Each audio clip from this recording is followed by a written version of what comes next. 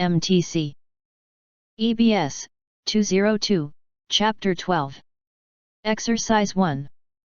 Clutter beats us up psychologically and physically. It clouds our minds, making it difficult to access what truly matters in our lives. According to Jackson, a fellow organizer, are you a person that buys things that you don't need, with money that you don't have, to impress people that you don't even like? Jackson. Sound familiar? How reassuring would it be to get organized in a way that not only helps you cope with the basic demands of life but also gives you more energy and joy? How about a way that actually resonates with what is easy for your unique brain? We only have so much life force, so much chi, prana, or energy. Why spend it performing tasks that don't match your pre-wired tendencies? How can we learn to do this with less stress and more grace, even, dare I say, a sense of satisfaction and pleasure? Here is where your own organizing skills can greatly assist you in feeling intact, leading a life that is proactive rather than reactive, purposeful, and ultimately satisfying. MTC. Good job. Let's start. MTC EBS 202, Chapter 12. Exercise 2. TV shows were more popular in the 70s than they are now, not because they were better, but because we had fewer alternatives to compete for our screen attention. TV 70, TV. What we thought was the rising tide of common culture actually turned out to be less about the triumph of Hollywood talent and more to do with the sheep-herding effect of broadcast distribution. The great thing about broadcast is that it can bring one show to millions of people with unmatchable efficiency. But it can't do the opposite, bring a million shows to one person each. Yet that is exactly what the internet does so well. The economics of the broadcast era required hit shows, big buckets to catch huge audiences. The economics of the broadband era are reversed. Serving the same stream to millions of people at the same time is hugely expensive and wasteful for a distribution network optimized for point-to-point communications. MTC. Good job. Let's start. MTC EBS 202, Chapter 12. Exercise 3. In one study, Barbara Weston and I attempted to determine whether or not 2- and 3-year-old babies would show evidence of familiarity to the perfume the mother wore during regular feedings. Barbara Weston 2-3. She would wear her own perfume and the same one each time.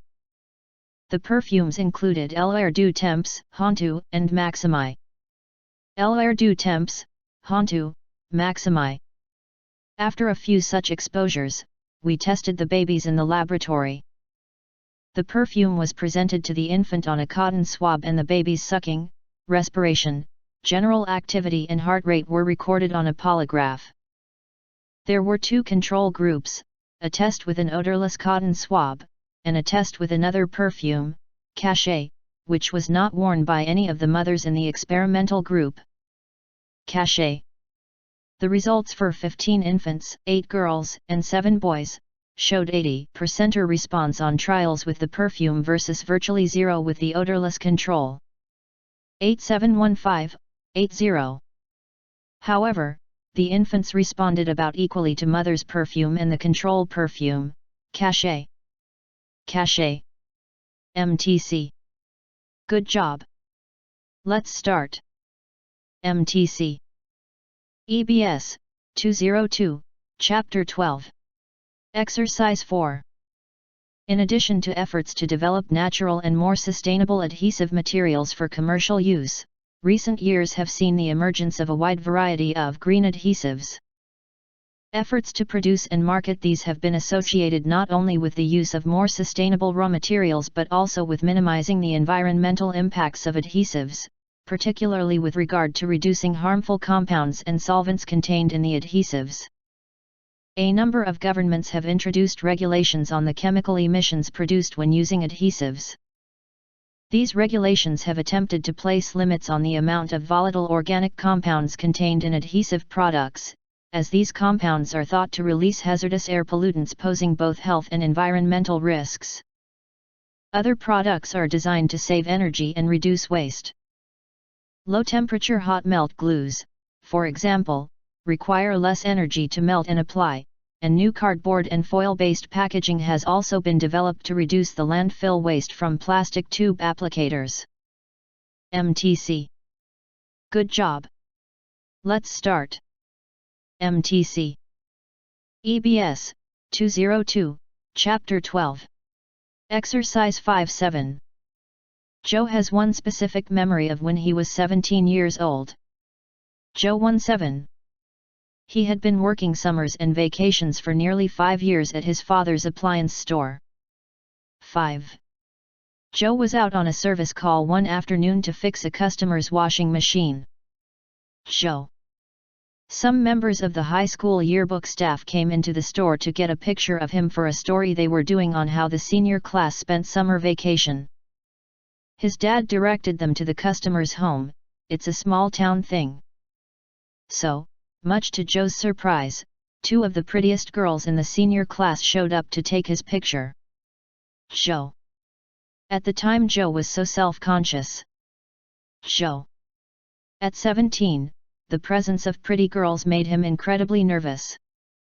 17. Also, he looked dirty and completely unprepared for this unannounced visit. Making it all the worse was the utilitarian way the 2 classmates handled the task. They briefly announced the purpose of their visit, snapped 2 photos, and left with no more than 3 sentences of interaction. The manner in which they showed up, executed their chore, and exited all in the span of 5 minutes with not even a pleasantry was bruising to a teenage boy's ego. 5. After completing the service call, Joe returned to the store. Joe. It was clear, even to his emotionally restricted father, that he was bummed. What happened to you? His father asked him. Reluctantly, Joe shared his encounter with the 2 girls. Joe. After listening to his story, he said, "Cheer up, it gets worse." And with that, Dad returned to the task at hand. Joe remember thinking, really? Cheer up, it gets worse. Joe. That has got to be the worst motivational speech I have ever heard in my life. Years later, he reminded his dad, now softened with age, of that conversation. He offered more nuance this time. First, he said, the phrase is true. Life is hard, but no matter how difficult today is, there will be a worse one ahead. Cheer up, it gets worse, is not negative, he said. It is a reminder not to wallow in your troubles today because there will be a day in the future you will want to trade for today. Truly, an amazing piece of advice. MTC. Good job. Let's start. MTC. EBS, 202, Chapter 12. Exercise 8. Imagine I tell you that Maddie is bad. Maddie. Perhaps you infer from my intonation, or the context in which we are talking, that I mean morally bad. Additionally, you will probably infer that I am disapproving of Maddie, or saying that I think you should disapprove of her, or similar, given typical linguistic conventions and assuming I am sincere. Maddie. However, you might not get a more detailed sense of the particular sorts of way in which Maddie is bad, her typical character traits, and the like, since people can be bad in many ways. Maddie. In contrast, if I say that Maddie is wicked, then you get more of a sense of her typical actions and attitudes to others. Maddie. The word wicked is more specific than bad. I have still not exactly pinpointed Maddie's character since wickedness takes many forms. Maddie. But there is more detail nevertheless, perhaps a stronger connotation of the sort of person Maddie is. Maddie. In addition, and again assuming typical linguistic conventions, you should also get a sense that I am disapproving of Maddie, or saying that you should disapprove of her, or similar, assuming that we are still discussing her moral character. Maddie. MTC. Good job. Let's start. MTC. EBS, 202, Chapter 12. Exercise 9. When electromagnetic wavelengths start to get too long to bend retinal, a biological chemical in the retina of the eye, we call them infrared because they are just below the visible color red. When the wavelengths are a little too short to be seen, we call them ultraviolet because they are just beyond the visible color violet. Visible light is squeezed in between the invisible infrared and ultraviolet wavelengths. If we consider visible light to be the dividing line within the universe of invisible electromagnetic waves, what can we say about wavelengths on either side of the visible? Those wavelengths shorter than visible light carry more energy. The shorter wavelength radiations, think X-rays, carry enough energy that they go beyond simply bending molecules, they can actually break them. And it is the breaking of biological molecules that results in radiation's adverse biological effects. In contrast, those radiations with longer wavelengths carry much less energy than light, think radio waves, not even enough to bend retinal or other biological molecules. If these low-energy radiations have biological effects, their mechanism is more obscure and beyond what we currently understand about biology. MTC. Good job. Let's start. MTC. EBS, 202, Chapter 12. Exercise 10. Pain has always been philosophically and politically problematic.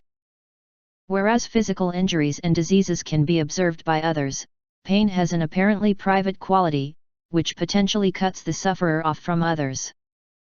By its nature, it can be difficult to adequately communicate, a quality that led the cultural theorist Elaine Scarry to describe intense pain as world-destroying. Elaine Scarry. The sufferer feels alone with their pain, and depends on the capacity of others to empathize and to believe them. As Scarry puts it, to have pain is to have certainty, to hear about pain is to have doubt. Scarry. This generates its own political strains, as some sufferers are inevitably viewed as more credible than others, while some are assumed to exaggerate their pains. The politics of pain involves differing views of who deserves compassion and how much, a matter that generates its own distinctive political positions. For example, American conservatives have historically taken the harsher view that those in pain are less deserving of sympathy or pain relief. MTC. Good job. Let's start. MTC. EBS, 202, Chapter 12. Exercise 11.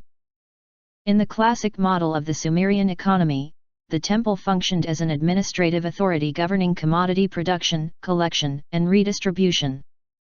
The discovery of administrative tablets from the temple complexes at Uruk suggests that token use and consequently writing evolved as a tool of centralized economic governance. Uruk. Given the lack of archaeological evidence from Uruk period domestic sites, it is not clear whether individuals also used the system for personal agreements. Uruk. For that matter, it is not clear how widespread literacy was at its beginnings. The use of identifiable symbols and pictograms on the early tablets is consistent with administrators needing a lexicon that was mutually intelligible by literate and non-literate parties. As cuneiform script became more abstract, literacy must have become increasingly important to ensure one understood what he or she had agreed to. MTC. Good job. Let's start. MTC. EBS, 202, Chapter 12. Exercise 12-14. Although Joyce had little patience with elderly people, she applied for the activity director position in a nursing facility. Joyce. When the ringing of the telephone woke her, it was 8:05 a.m. 8:05. The woman on the other end sounded cheerful. "I have your application for activity director," she said. "We are about to open a new unit. How soon can you be here for an interview?" Trying her best to sound awake, Joyce said, 1 hour. "I can come in 1 hour." Joyce.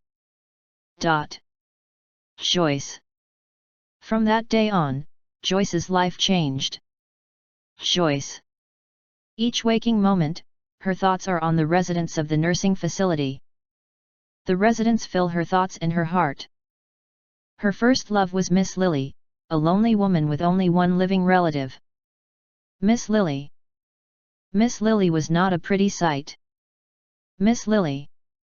She was a broad-shouldered woman with large hands and feet, in a near-prone position. She spent her days in a blue chair. Her hair, sparse and iron gray, had twin cowlicks that caused it to stick out in all directions. Worse yet, Miss Lily never spoke. Miss Lily. Joyce had seen her one relative, a niece, several times. Joyce. Each visit was the same.